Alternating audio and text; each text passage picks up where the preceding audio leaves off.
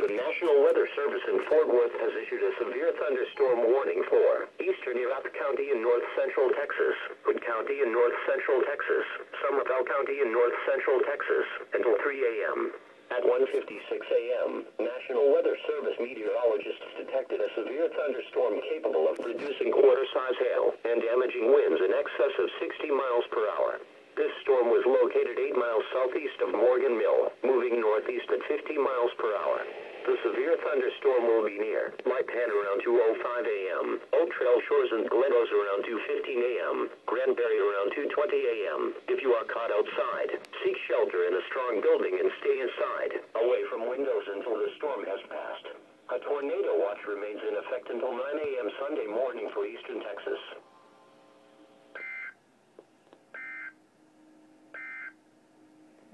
The normal broadcast schedule has been suspended because warnings have recently been issued for parts of your listening area.